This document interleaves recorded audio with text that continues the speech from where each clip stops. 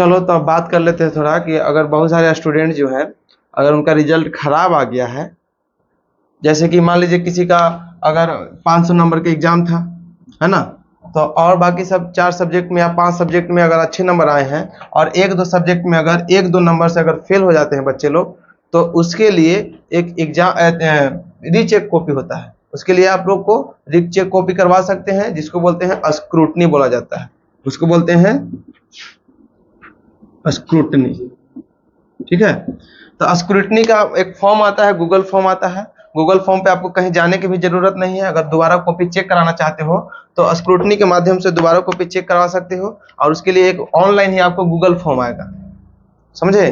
Google form आएगा और वहां पे आपको भर देना होगा जितना भी आपका नॉर्मल इंफॉर्मेशन है, जैसे रोल कोड हो गया, रोल नंबर हो गया, ये सब जमा करके फॉर्म भर करके और सबमिट कर देना है। इसके बाद आपको कुछ पैसा देना होता है।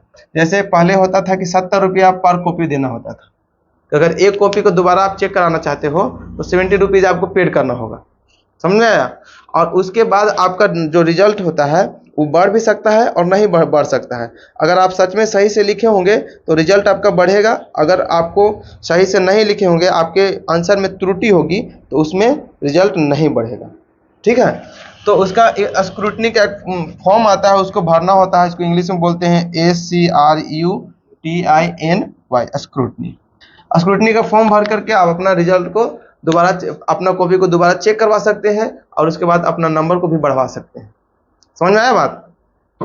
तो स्क्रूटनी का एग्जाम स्क्रूटनी में दोबारा रीचेक कॉपी करवाने में उसको ज़्यादा फायदा होता है जो मान लीजिए फर्स्ट डिवीजन जिसको आने वाला है और 1-2 नंबर से सेकंड डिवीजन हो गया है। जैसे 298 अगर आ गया, किसी भी मान लीजिए हम लोग का बोर्ड का एग्जाम दे रहे हैं 10th का, तो उसमें 500 नंबर में अगर 300 नंबर आता है तो ये होता है फर्स्ट डिवीजन, होता है ना।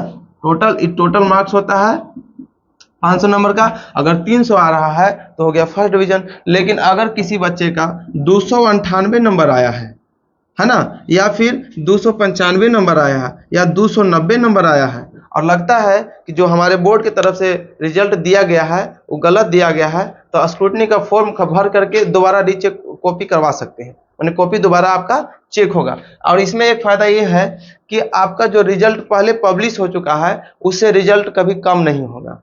जब हो सकता है तो उससे बढ़ जाएगा लेकिन उससे कम नहीं होता है, ठीक है। तो स्क्रूटनी के माध्यम से आप अपना दोबारा कॉपी चेक करा सकते हैं। अगर एक कॉपी का आप लोग स्क्रूटनी करवाना चाहते हो, यानी एक कॉपी को दोबारा रीचेक कराना चाहते हो, तो एक बार देना पड़ेगा। जितना अमाउंट एक कॉपी के चेक करने में लगता होगा, पहले 70 रुपया लगता था, अब कितना लगता है, साल दर साल माने बदलते रहता है, समझ में आया। हमेशा नहीं रहता है कि फिक्स रहता है, जैसे महंगाई भी कम बेसी होते रहता है ना, तो उसके अकॉर्डिंग थोड़ा सा इसका जो प्राइस है फ्लक्चुएट करते रहता है, कम बेसी होते रहता है। तो एक कॉपी को अगर चेक कराने में 70 रुपये लगता है, तो उसी के अगर 4 कॉपी चेक करवाना चाहते हो तो 7 चौके 28, 280 रुपये लगेंगे, है ना। तो स्क्रूटनी के माध्यम से अपना कॉपी को रीचेक करवा के आप लोग अपना नंबर को बढ़ा सकते हैं। और उसके लिए कहीं जाना भी नहीं होता है। जो बिहार बोर्ड का ऑफिशियल वेबसाइट है, जैसे कि बिहार, इसको लिख देते हैं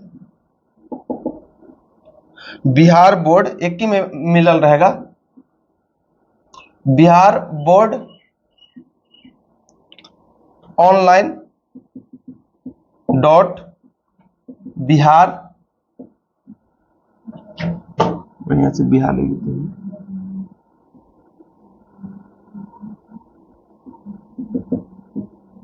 ऑनलाइन बिहार डॉट GOV मतलब क्या होता है, GOV ये जो वेबसाइट है, इसी पे जा करके जो अभी तो हाल में तो रिजल्ट निकला है, तो कुछ दिन के बाद ही आपको ऑफिशियल नोटिफिकेशन आ जाएगा कि जो स्टूडेंट अगर स्क्रूटनी कराना चाहते हैं तो इस वेबसाइट पे जाकर के Bihar board online dot Bihar dot government dot in पे जाकर के जो फॉर्म भरेगा तो उसके माध्यम से उसका नंबर भी बढ़ सकता है, लेकिन कुछ पैसा पेमेंट करना होगा। समझ में आ गया बात।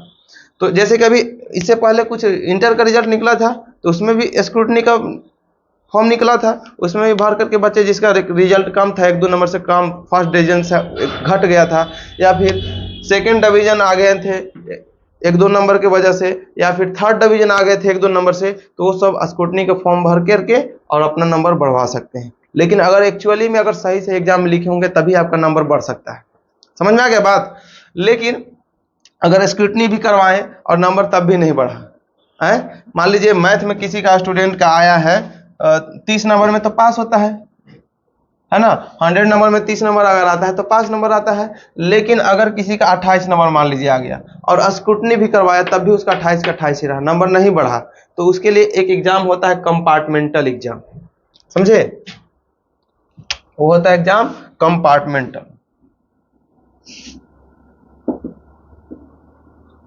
कंपार्टमेंटल एग्जाम होता है, इस एग्जाम के माध्यम से दोबारा आप उसी चीज का केवल एग्जाम देना होता है जिस चीज में आप फेल हुए हो, है ना। और फिर जो नया रिजल्ट बन के आएगा आपका, वो जैसे सभी का रिजल्ट आता है उस तरह उसका भी रिजल्ट आएगा, समझ में आया? तो कंपार्टमेंटल एग्जाम होता है और स्क्रूटनी के माध्यम से, कंपार्टमेंटल के माध्यम से आप दोबारा नंबर को बढ़ा सकते हैं।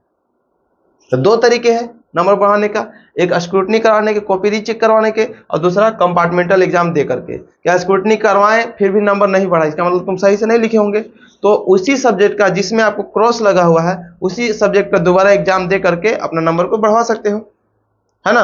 अब अभी कल ही रिजल्ट आया है 10th का, तो कम से कम एक सप्ताह के अंदर ही ये कंपार्टमेंटल या फिर स्क्रूटनी का जो फॉर्म आएगा वो वेबसाइट पर अवेलेबल हो जाएगा, वहां से जाकर के फॉर्म भर सकते हो और भर के अपना नंबर फिर दोबारा बढ़वा सकते हो। ओके।